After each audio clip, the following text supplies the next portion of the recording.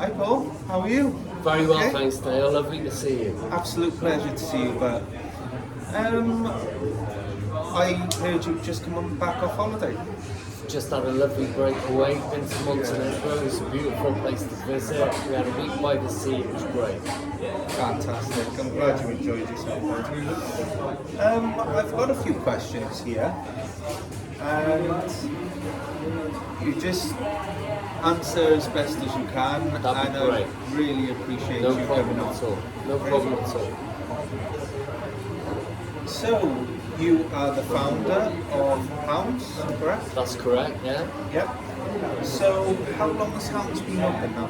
We've been open for nearly 8 years now. It'll be 8 years on September the 7th of this year. Sorry, you just made me feel so old there. Yeah, I've been coming to you for haircuts for... Pretty much the start, Yeah, isn't it? pretty much the start, yeah. You've made me so old saying 8 years. Where's it gone, but... So, if you don't mind me asking, what did you do before Hounds? I was teaching before I opened the barber shop. I was teaching for 15 years. Yeah.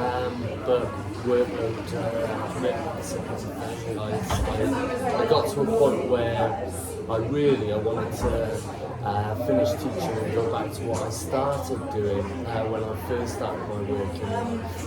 I started as a hairdresser and had a great time for a few years before I put myself in university.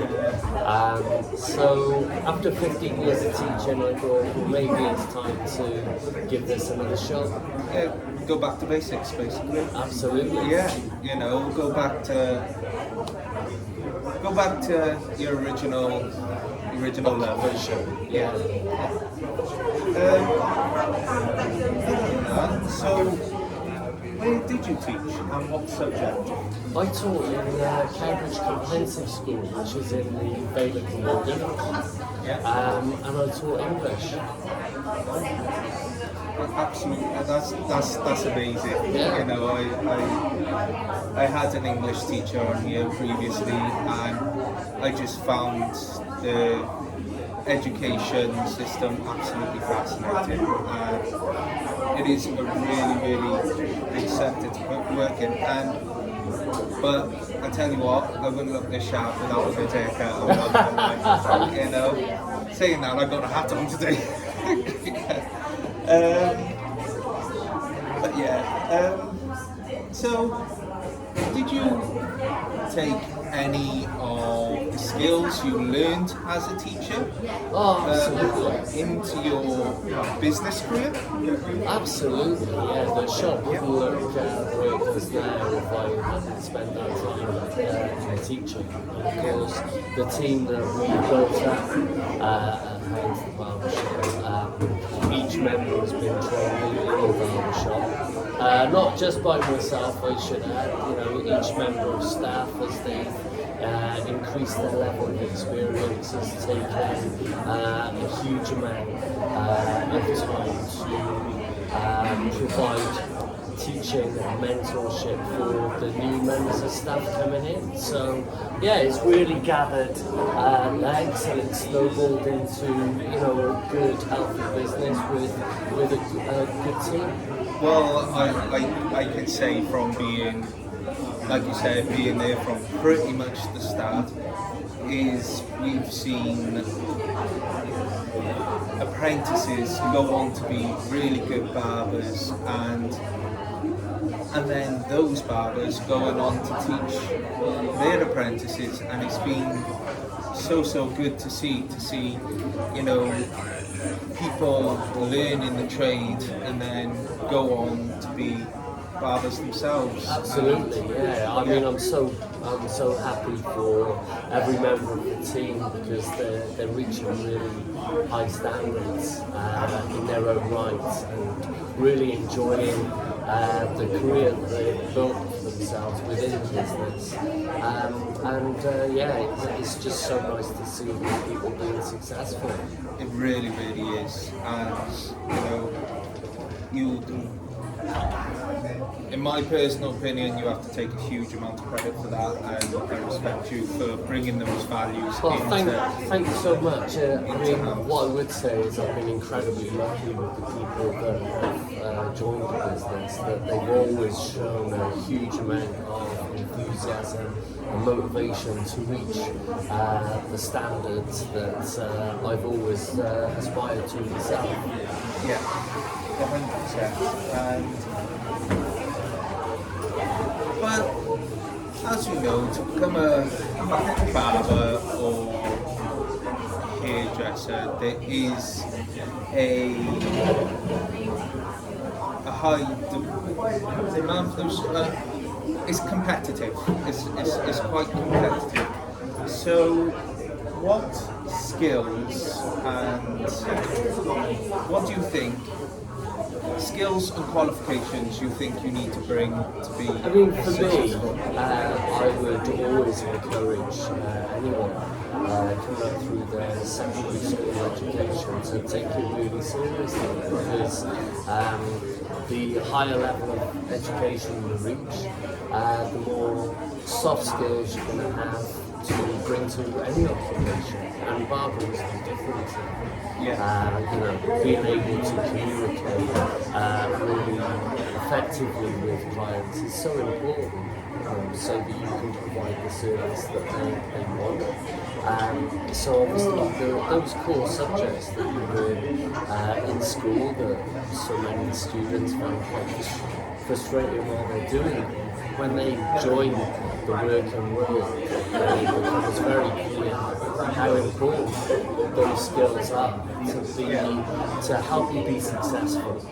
Yeah, and I've also said personally again, when I've had my haircut, I've done a few modelling for you as well, where the apprentices practice on my hair. Yeah.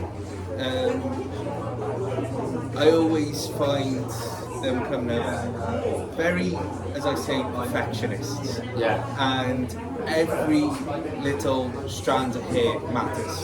A big deal. And I mean, this is one of the key sort of professional standards that I think everybody needs to stand on. Is that essentially, if we want to create a profession, then we've got to have that high level of attention to detail. Absolutely. But it all sounds fantastic, but surely in your time as essentially a businessman, you must have come across various challenges, various difficulties. There's always challenges when you're starting to build a small business. Sometimes those challenges come from outside of the business. So there's been many political changes since we started the business. We've also had to encounter the COVID pandemic, which meant that we had to close the barber shop for 4 months on 2 occasions. That created significant stress to the finances of the business. And then of course there's always the challenges that lie within the business as well when you're trying to train individuals. Some will take to the challenges of training quite easily because they're highly motivated and enthusiastic, and others will find it a lot more challenging, maybe because they just don't have the level of dexterity with the tools that they need to use. And so, these are sort of in-house sorts of challenges that you need to be able to work your way through so that you can decide what the best way of supporting each individual in order to reach their eventual goal is. And unfortunately, sometimes, no matter how hard you try to support somebody, it becomes evident that the best pathway for them is to maybe choose an alternative occupation. It's sad when it happens, but sometimes it's for the best. Yeah, 100%. So, what do you feel is your biggest strength, and vice versa? What do you think is your biggest weakness? Everyone has their strengths and weaknesses. I definitely got a couple of weaknesses as well, so Well, it's it's all a interesting learning to hear curve. you say that, because when you started asking the question, I was thinking to myself, I'm often very good at picking out my weaknesses, but not very good at talking about my strengths. And I think that's quite a common thing with most people. If you ask them what they need to improve on, they'll probably be able to tell you quite easily. But when it comes to telling you what their strengths are, it's a lot more difficult. But for me, I think in running the business, if you're going to build a successful business, one of the key skills you need, or the key qualities that you need, is to put other people first. And I think if you've got that ability to put people before yourself, so you support them to help them along, then hopefully the upshot of that will be that you'll build a strong team. And that team ultimately will support you in return. And so this is what I've tried to live by as the business has grown, and so far so good.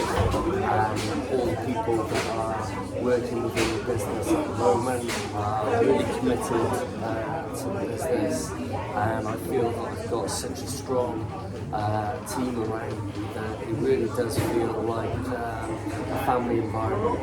Yeah. Well, you know, when I go in, I definitely feel that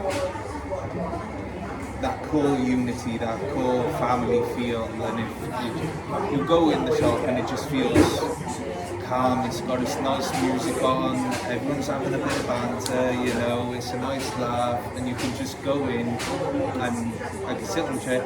Half the time I leave there half asleep. Well, that's a real compliment for Yeah, us, that's it. funnily enough, because it means the lads have done their job, and the clients are feeling relaxed and content with the service that they've received. You know? Yeah, 100%, I agree. Yeah, absolutely amazing place to go. So, we've talked about young adults learning their trades in school and in their early days, but someone who's considering becoming a barber, what advice would you give them as a young barber, or someone who's considering going into business maybe on that side? But I think first, if it's okay with you, we'll start with being a barber. I think firstly, if you are considering working in the industry, you need to take into consideration it is a creative skill, and so being able to visualise different looks and how you anticipate your clients looking once you've finished a service is a really important skill to have when you're entering the industry. The other thing, of course, is that you've got to be able to make conversation with people. You know, building up a strong social rapport with people is so important because it will help you build a successful clientele, and it'll help you to build trust with the clientele that develop. So they're really two key areas that I would ask any individual to really give some serious consideration to before they come into the industry. And then I think really for a young person looking to find out more, visit a hair salon or barber shop and see if you can do some voluntary work over across a few Saturday shifts, just to see if you like the environment. And the other thing is to be considered is that within any industry, the hair industry is definitely no exception. You've got to understand that you'll be starting at the bottom and working your way up. So if you're not happy to put a brush around or make people a cup of tea or coffee, then well, it's a non-starter for you. But if you just love the environment and the general sort of ambience of an environment like this where you can socialise and be hospitable by making people teas and coffees, just like being a good team member, then that would be a great start for anyone. Personally as well, I think that's when it comes to you bringing through apprentices. I think, like I said, I've always felt that calm environment, but also a very social environment. And I think that element has also been key to the progression of the apprentices and them coming through and being a good barber. And I think that has been incredibly important, a really good atmosphere. Oh, thank you so much. And I will stress while we're saying this that they taught me just as much in our socialising as I've taught them. Yeah. One more thing. Is there any information you can provide regarding your products or services? Is there anything you want to use these minutes to advertise? Well, the only or thing I anything would like say that? is that within the business for each one of us, we're just really looking to provide a high level of service so that people coming to visit our shop know that they're going to get a certain level of quality that they can depend on. Fantastic. But it's been an absolute pleasure. Oh, likewise, Dan. Thanks so much. Thank you so much for coming on and being part of this video and part of this community we're trying to build. Great. So it's been an Good to absolute see you, pleasure buddy. again. You too. All right. Take care now. Take care.